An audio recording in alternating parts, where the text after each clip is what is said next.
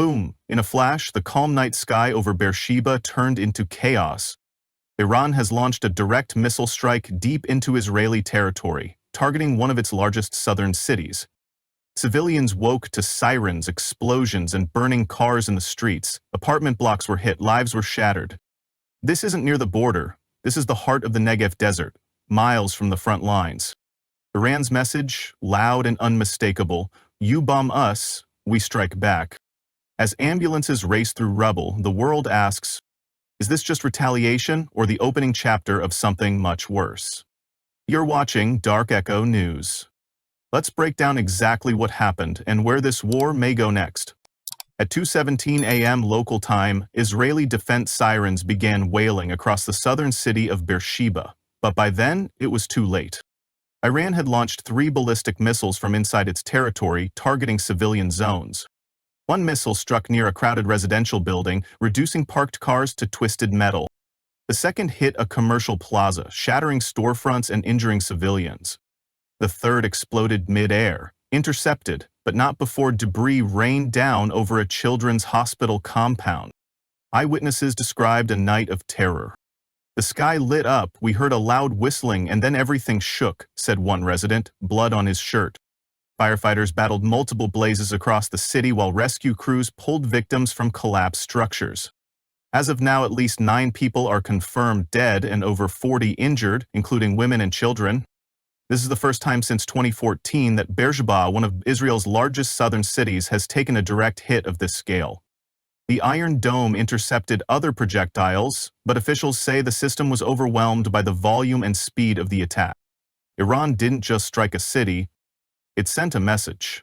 Clear, public, and deadly. Iran's choice to strike Beersheba wasn't random, it was calculated. Unlike northern cities like Haifa or Tel Aviv, Beersheba sits near critical Israeli military infrastructure. Just miles away is Nevatim Air Base, a site long suspected of housing advanced fighter jets, including F-35s allegedly used in Israel's recent airstrike.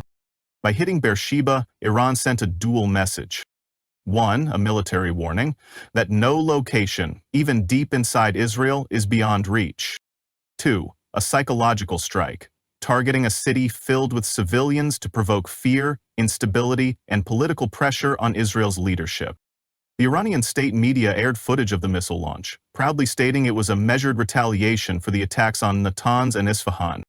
The missiles used were said to be from Iran's Khorramshahr 4 class, with advanced precision, long-range capability, and the ability to evade radar. In Tehran, crowds chanted victory slogans, and the IRGC vowed that any further Israeli aggression will be answered tenfold. But analysts warn, this wasn't just retaliation, it was a strategic escalation. Beersheba was a symbol, and now it's a battlefield. Minutes after the missiles struck Beersheba, Israel's war machine was already in motion.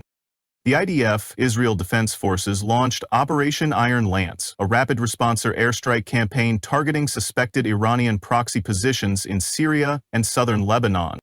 By sunrise, Israeli fighter jets had hit over 15 locations, including weapons depots and radar installations believed to be linked to Iran's Revolutionary Guard.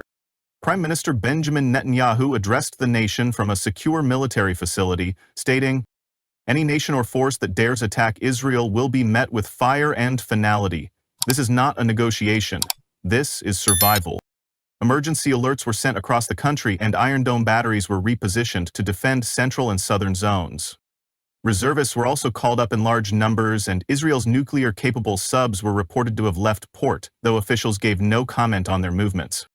Civilians in Beersheba and nearby towns were urged to remain in shelters as defense analysts warned of possible follow-up attacks. Israel has made its stance brutally clear.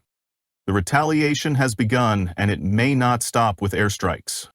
The question now is, will Iran answer again? As news of the Beersheba missile strike spread, global leaders responded with alarm.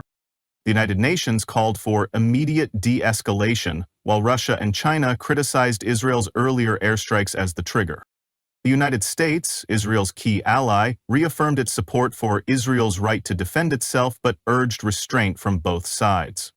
In Pakistan, the reaction was swift and emotional. The Foreign Office condemned civilian casualties in Beersheba, but emphasized that the violence stemmed from Israel's aggressive actions in Iran. Across social media, the hashtags Gaza under fire and Stand with Iran trended for hours.